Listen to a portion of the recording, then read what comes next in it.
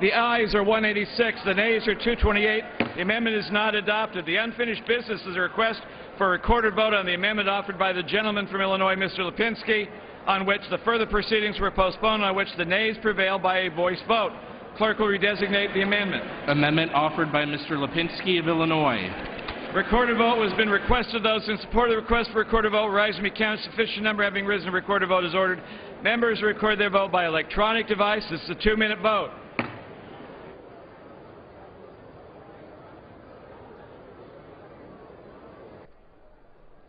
The Lipinski Amendment is what members are voting on now. It prohibits the use of funds to alter a specific IT contract with respect to the location of data storage. 2-minute voting. We do expect a motion to recommit, which will get debated for about 10 minutes, and then a vote of 15 minutes, and a vote on final passage is expected after that. This is live coverage of the House on C-SPAN.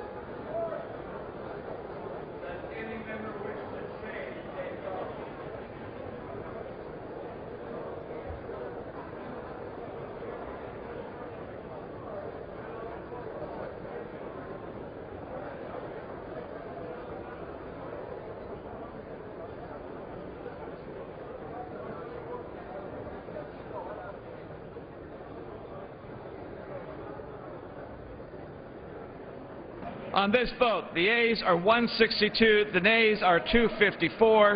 The amendment is not adopted. The unfinished business. It's the last amendment in this series.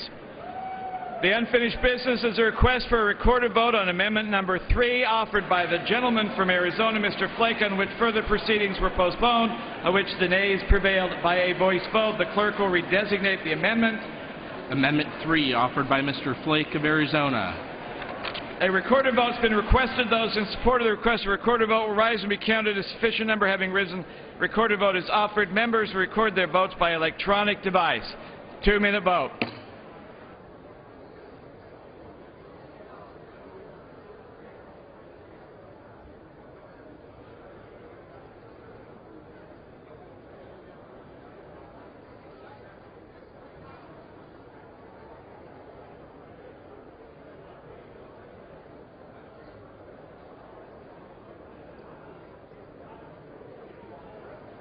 Well, as you heard, this is the final amendment vote on Agriculture Department appropriations for 2012. We do expect a debate on a motion to recommit, a procedural motion. It'll be 10 minutes of debate on that, and then a vote on final passage, wrapping up legislative work for the day in the House. The flake of amendment vote prohibits the use of funds to be used to pay the salaries and expenses of personnel to carry out a market access program. Again, the last of the series of 21 amendment votes. 2 minutes on this amendment.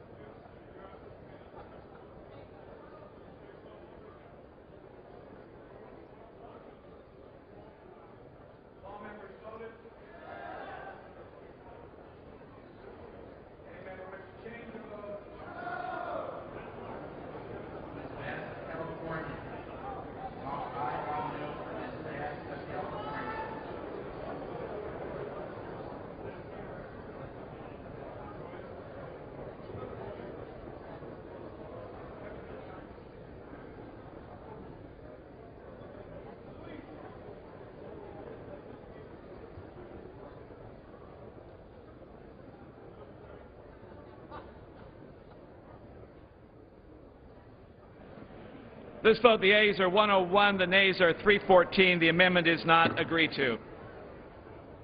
The clerk will read. This act may be cited as the Agricultural, Rural Development, Food and Drug Administration and Related Agencies Appropriations Act. For what purpose does the gentleman from Georgia rise? Yes. Mr. Chairman, I move that the committee do now rise and report the bill back to the House with sundry amendments, and the recommendation that the amendments be agreed to and the bill as amended do pass. Question is on the motion. All those in favor say aye. Those opposed say nay. The motion is adopted. The committee rises.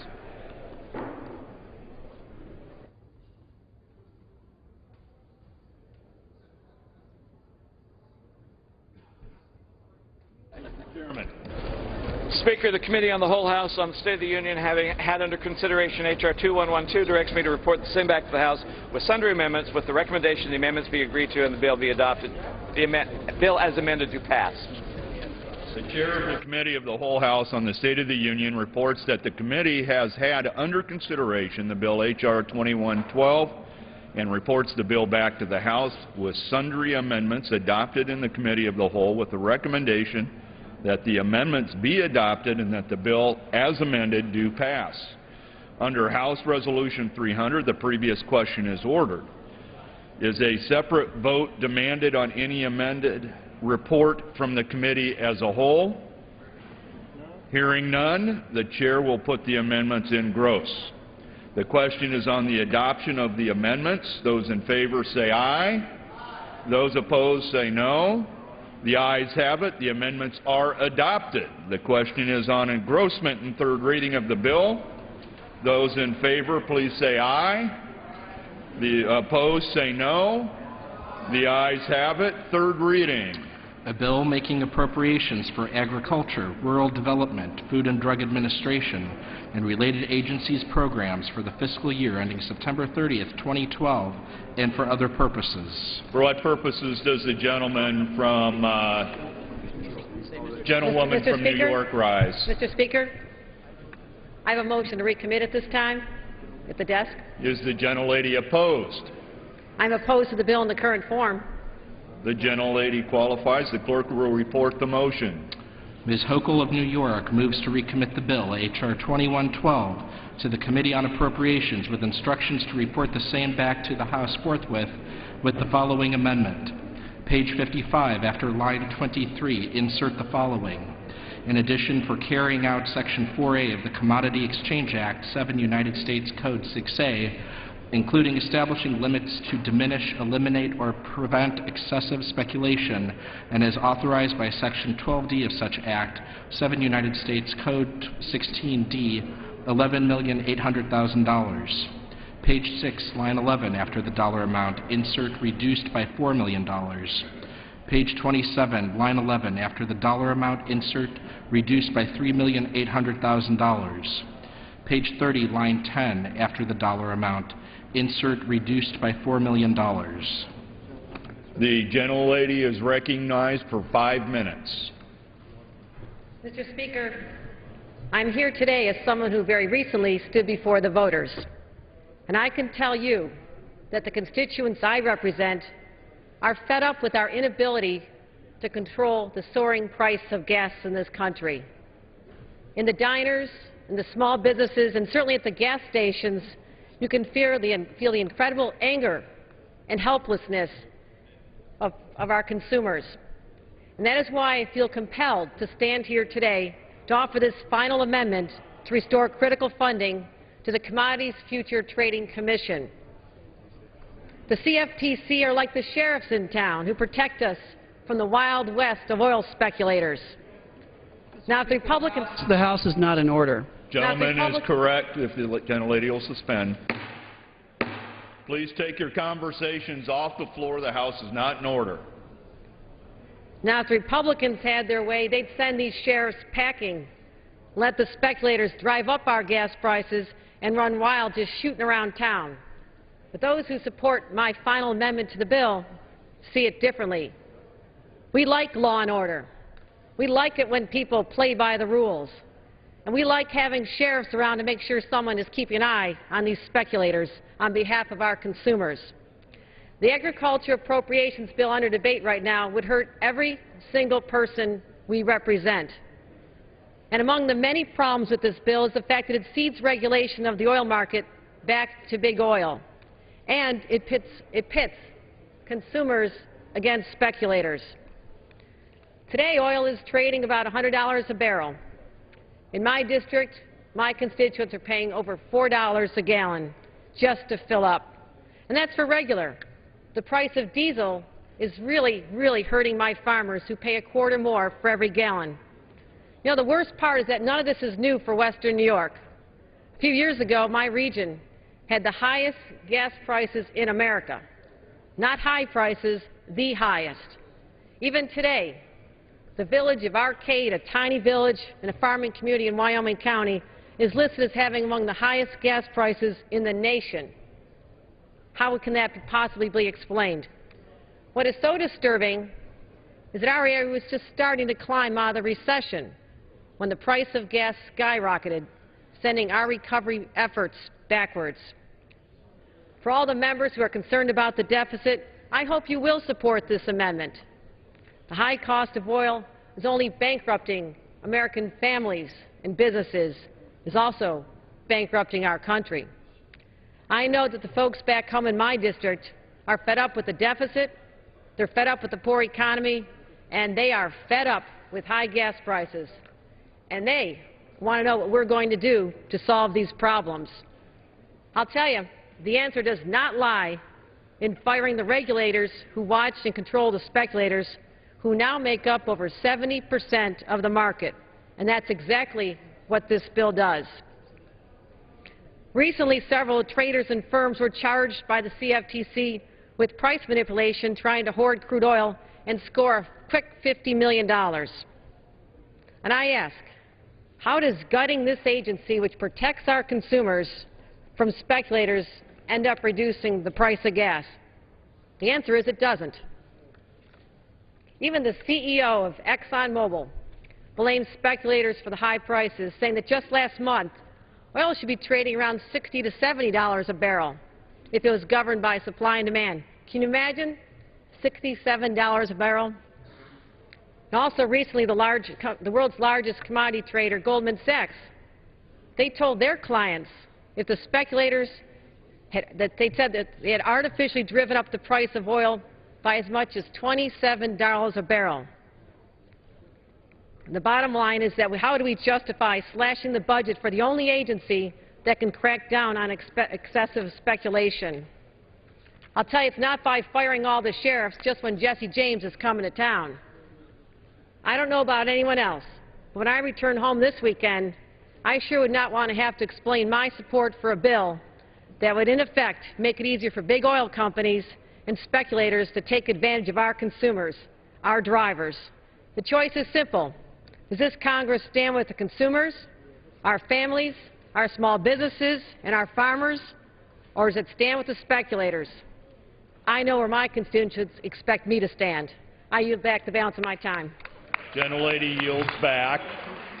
For what purpose, gentleman from Georgia, rise? Mr. Speaker, I rise in opposition to the motion to recommit.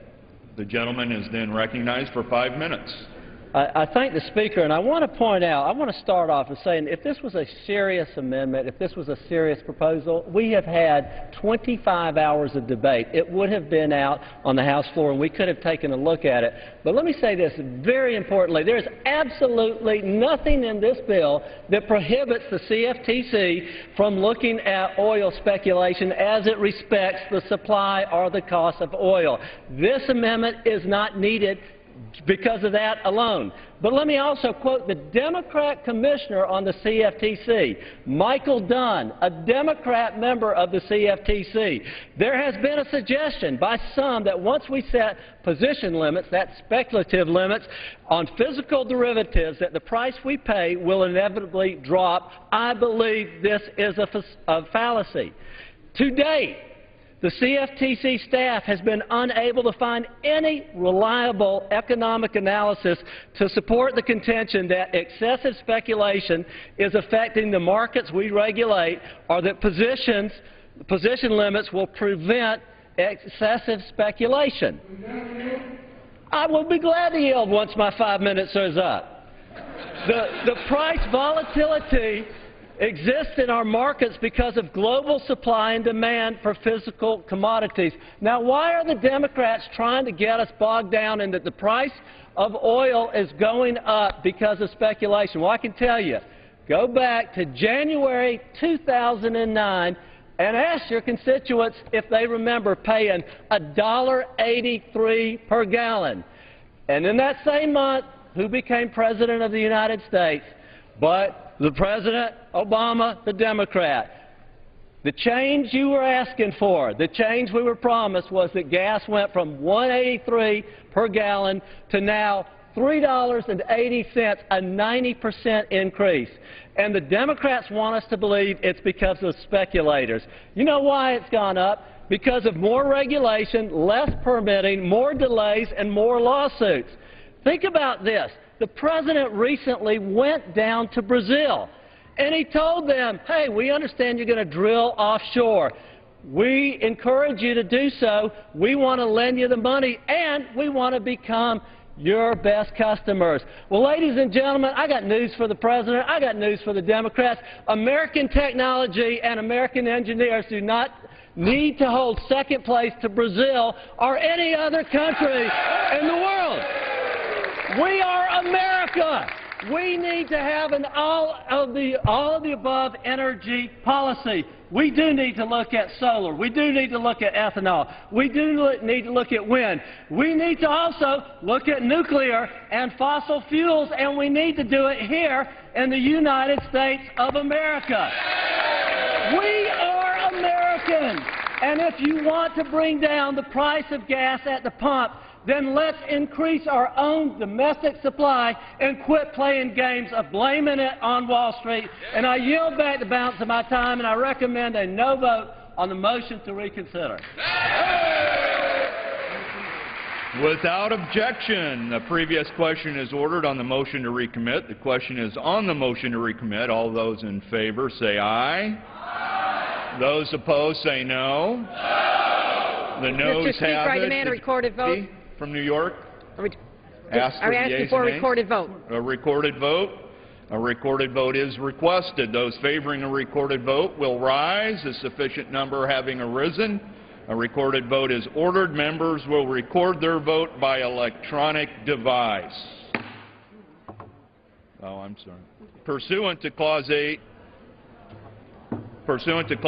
and Clause 9 of Rule 20, this is a 15-minute vote on the motion to recommit, and it will be followed by a 5-minute vote on passage of H.R. 2112 and approval of the journal if ordered. Sorry about that.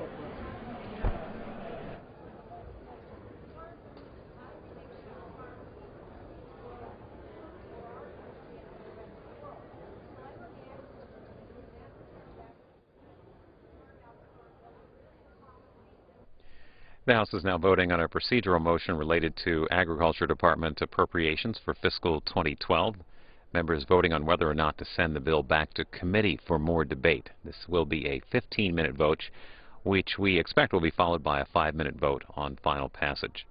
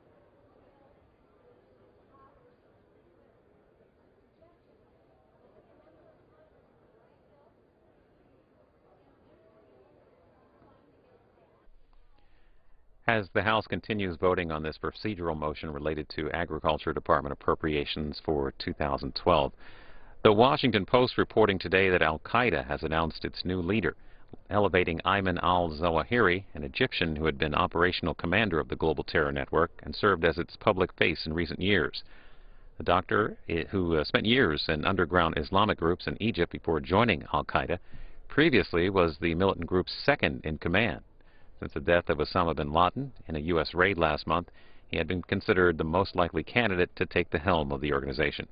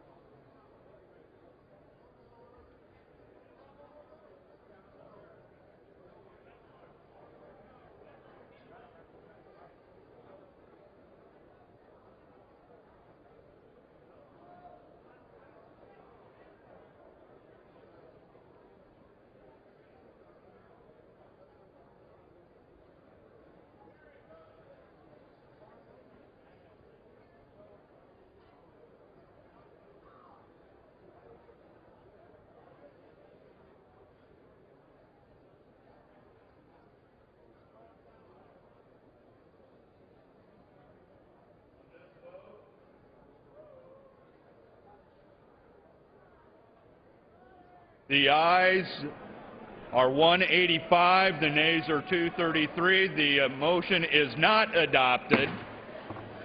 The question is on passage of the bill. Under Clause 10 of Rule 20, the yeas and nays are ordered. Members will record their votes by electronic device. It is a 5-minute vote.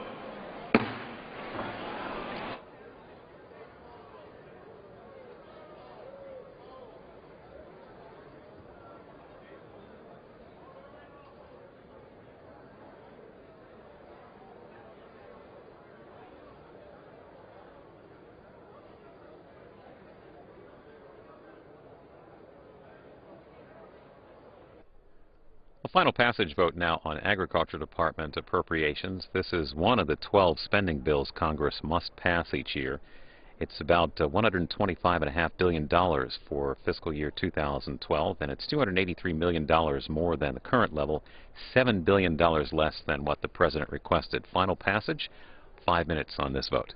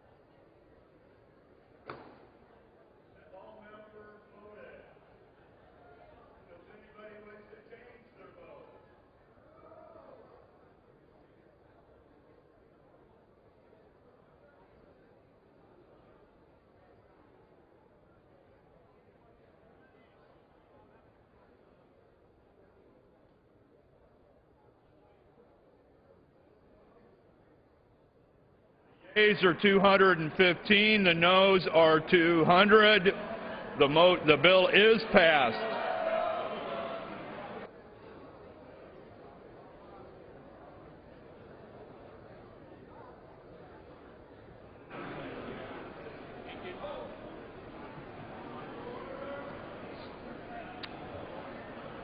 Mrs. Nome.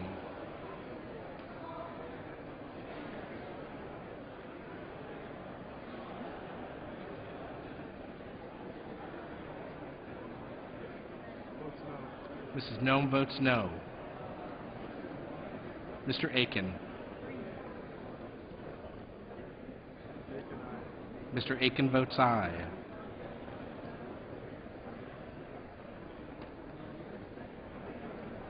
Mr. Labrador.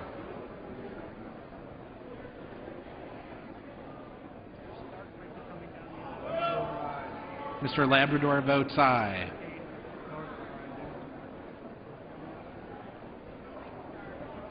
Mr. Stark.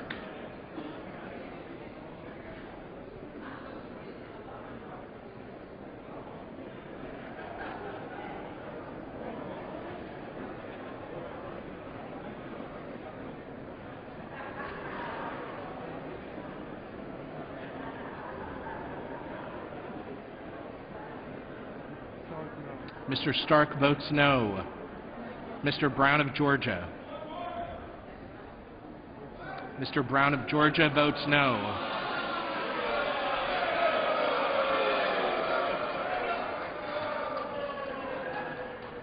Mr. Gutierrez.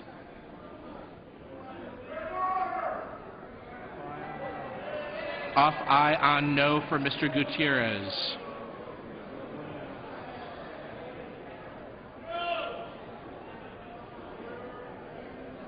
Mr. Gary Miller of California.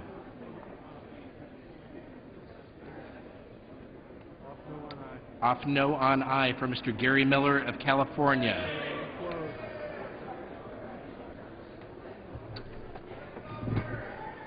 On this vote, the yeas are 217, the nays are 203. The bill is adopted. The bill is passed. Without objection, the motion to reconsider is laid upon the table. Pursuant to Clause 8 of Rule 20, the unfinished business is the question on agreeing to the Speaker's approval of the journal, which the Chair will put de novo. The question is on agreeing to the Speaker's approval of the journal. All in favor say aye. Those opposed, no. In the opinion of the Chair, the ayes have it. The journal stands approved.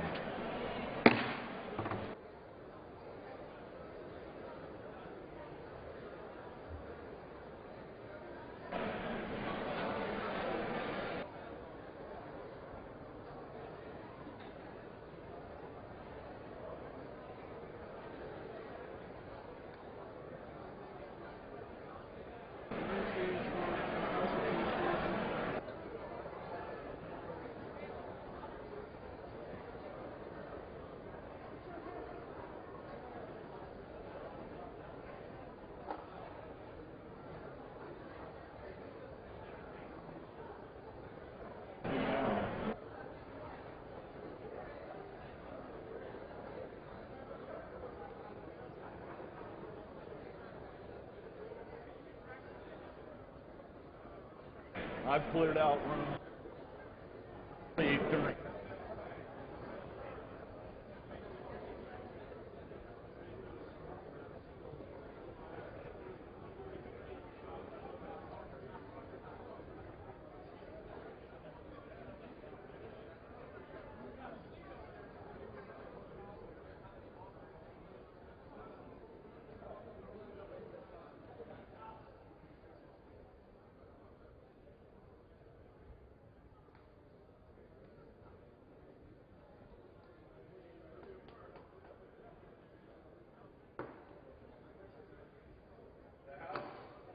Order, please clear the floor. Please cease your conversations.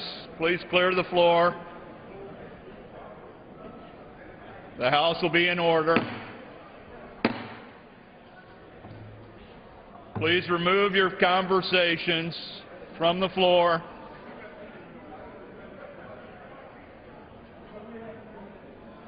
Please cease your conversations, remove them to the floor, from the floor. For what purpose does the gentleman from California rise? Mr. Speaker, I ask unanimous consent the Committee on House Administration be discharged from further consideration of Senate Joint Resolution 7 and ask for its immediate consideration in the House. The clerk will report the title of the joint resolution. Senate Joint Resolution 7, Joint Resolution providing for the reappointment of Shirley Ann Jackson as a Citizen Regent of the Board of Regents of the Smithsonian Institution. Is there objection to consideration of the joint resolution? Then, without objection, the joint resolution is read the third time and passed, and the motion to reconsider is laid upon the table. The gentleman from California. Mr. Speaker, I ask unanimous consent that the Committee on House Administration be discharged from further consideration of Senate Joint Resolution 9 and ask for its immediate consideration in the House. The clerk will report the title of the joint resolution. Senate Joint Resolution 9, Joint Resolution providing for the reappointment of Robert P. Kogod as a Citizen Regent of the Board of Regents of the Smithsonian Institution. Is there an objection to the consideration of the joint resolution? Hearing none, without objection, the joint resolution is read a third time and passed, and the motion to reconsider is laid upon the table. For what purpose does the gentleman from California rise? Mr. Speaker, I ask unanimous consent the Committee on House Administration be discharged from further consideration of House Resolution 299 and ask for its immediate consideration in the House. The clerk will report the title of the resolution. House Resolution 299, resolution permitting official photographs of the House of Representatives to be taken while the House is in actual session on a date designated by the Speaker. Is there objection to the resolution?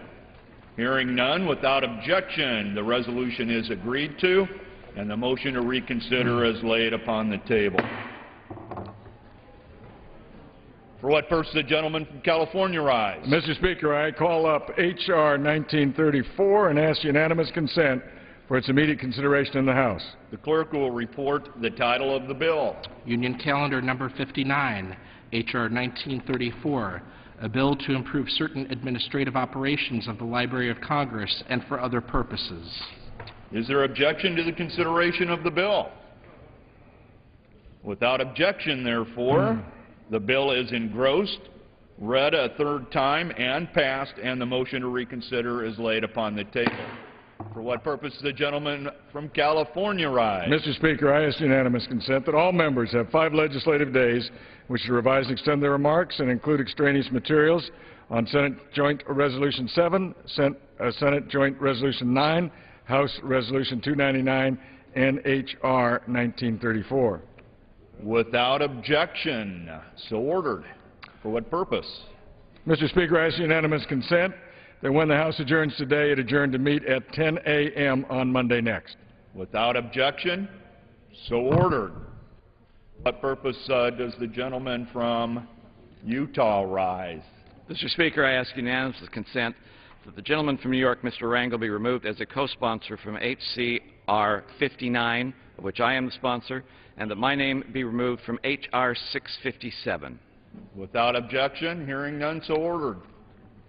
Gentleman from Virginia, for what purpose do you rise? I ask unanimous consent that my name be removed as a co-sponsor from Bill H.R. 1380. Without objection, so ordered. For what purpose does the gentleman from Texas rise? I, too, ask unanimous consent to be removed as a co-sponsor from H.R. 1380. Without objection, so ordered. For what purpose does the gentleman from Virginia rise? Oh, I'm sorry. No. Not yet.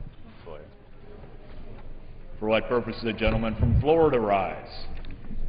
Mr. Speaker, I ask for unanimous consent that my name be removed as co-sponsor of H.R. 1380. Without objection, so ordered. For what purpose does the gentleman from Maryland rise? Mr. Speaker, I ask unanimous consent to speak out of order for 1 minute for the purpose of inquiring of the Majority Leader the schedule for the coming week. Without objection, so ordered. I thank gentleman's recognized. the Speaker, and I yield to my friend, the Majority Leader. I thank the gentleman from Maryland, the Democratic whip, for yielding. Mr. Speaker, on Tuesday, the House will meet at noon for morning hour and 2 p.m. for legislative business, with votes postponed until 6:30 p.m. On Wednesday and Thursday, the House will meet at 10 a.m. for morning hour and noon for legislative business. On Friday, the House will meet at 9 a.m. for legislative business. Last votes of the week are expected no later than 3 p.m. on Friday.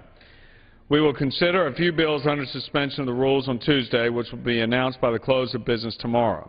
In addition, Mr. Speaker, I expect the House to consider H.R. 1249, the America Invents Act. This jobs bill is sorely needed to fundamentally address the backlog of 700,000 applications at the Patent and Trade Office. It will encourage entrepreneurship and growth by unlocking American entrepreneurship and growth. The House will also consider a bill from the Energy and Commerce Committee, H.R. 2021, the Jobs and Energy Permitting Act of 2011, which addresses high gas prices. I also expect further action on the FAA bill early in the week. Finally, Mr. Speaker, I expect the House to begin consideration of the Department of Defense Appropriations bill for fiscal year 2012, along with potential legislation related to the ongoing military conflict in Libya. And I thank the gentleman, and I yield back. I thank the gentleman for that information on the schedule for the coming weeks. And I want the gentleman to know that on our side, we're very pleased to see the patent reform legislation brought to the floor. As you know, that's a part of our Make It in America agenda. I know it's a part of your agenda as well. I think this is something on which we can, there obviously has been some controversy with respect to provisions of the bill, but it is absolutely essential that we give certainty to patents and to accelerate the approval of patents. The backlog that exists is not acceptable, and so I'm pleased that this legislation is coming to the floor. Very frankly, this is a needed and welcomed piece of jobs legislation. One of the concerns we have on this side of the aisle, as you know, is that we have not, from our perspective, had a jobs focus in the last 6 months, and we welcome this part of the Make It in America agenda and part of your agenda as well. Again, I think we can cooperate in this effort, hopefully, and have a bipartisan effort on this patent reform bill.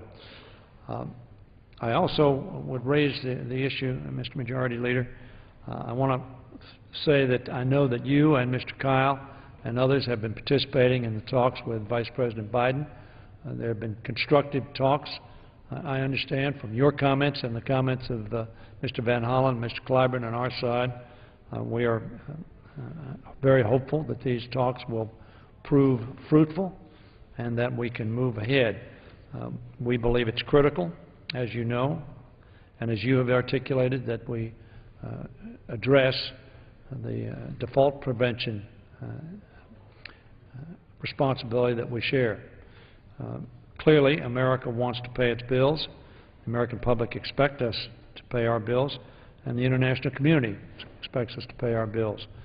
You and I have both read quotes from Mr. Bernanke, business leaders like Jamie Dimon, economists, and others who have indicated that failure to assure that America does not default on its bills will have very dire consequences both here and around the world. So I am hopeful, Mr. Leader, that although you did not announce it, we have very little time left, as you know, before the August 2nd date, which Secretary Geithner has indicated is the date on which we will no longer have the cash flow ability to meet our obligations as they become due and to fund the programs that we have authorized and provided for the Executive Department to carry out.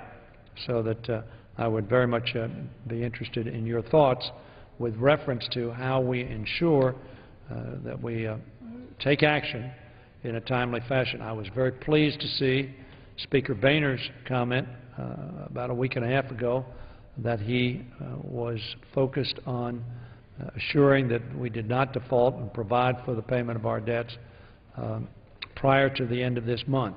As you know, we have 4 days left, or 3.5 days left in this month, and that's next week, because the following week we're off. I would very much be interested in your observations on how you see us going forward on this critically important issue, and I yield. I thank the gentleman. Mr. Speaker, I also thank the gentleman for his remarks in couching his observation or characterization of the agenda having been brought forth by our side over the last several months, because we believe strongly that the focus should be on jobs. We differ, I believe, with the gentleman in his side of the aisle that a growth agenda is not necessarily a government program. And so our agenda, our jobs agenda, is focused on trying to eliminate the environment which is full of burdensome regulations, unfair taxes, and new mandates on the real job engines of this country, which are, Mr. Speaker, the small businesses and entrepreneurs of this country. And if the gentleman would look to see what we have been doing over the last several months, he would see that our agenda is very focused on accomplishing that end. We passed H.R. 72. It was a resolution directing our committees to take inventory and review existing, pending, and proposed regulations and orders from agencies of the government with respect to their impact on jobs. Those reports are due June 30th. They will be focused on the kinds of things that we could be doing to remove the impediments that government here in Washington has created for small business growth.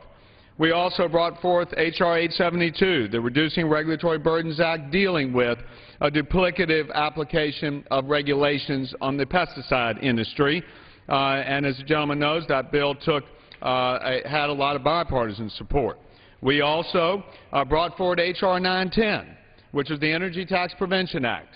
And, Mr. Speaker, I think there's probably very little dissent among small businesses in this country that the EPA has stepped entirely beyond its bounds and has provided gross impediments to the growth of manufacturing and small business in this country.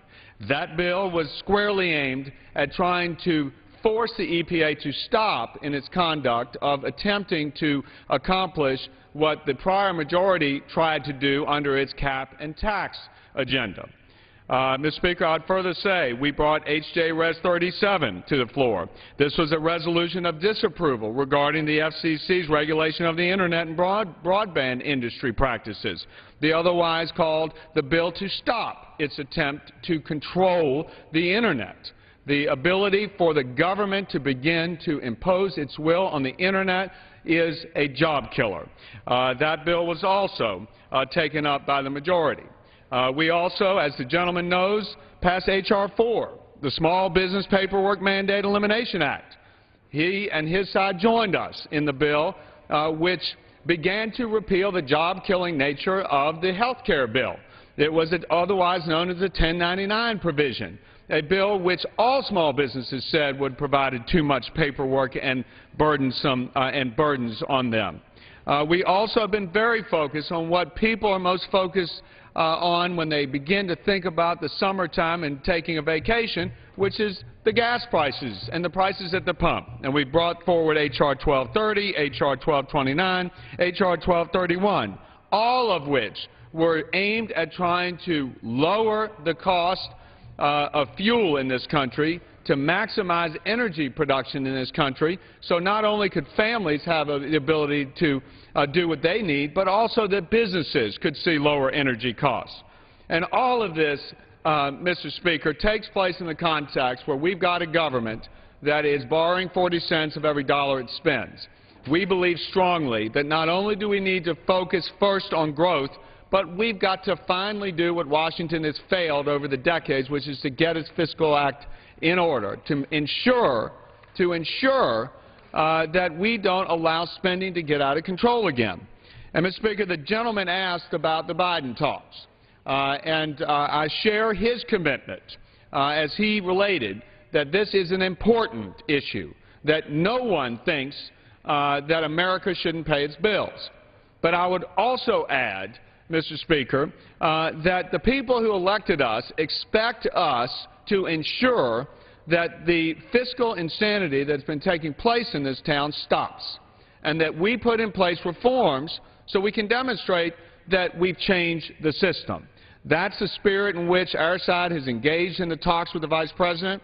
As the gentleman knows, I have been very public in my praise of the Vice President and his conduct of these talks.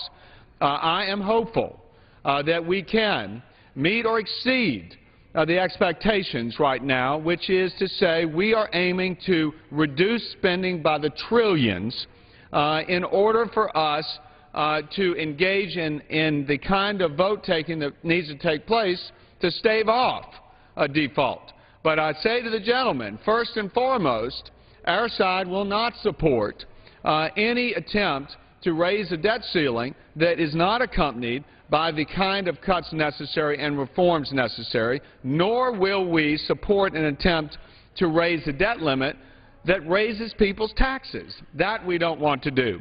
And so again, I am cautiously optimistic that we are moving forward so as to come to some agreement that meets those guidelines, and I yield back. Well, I thank the gentleman for his comments.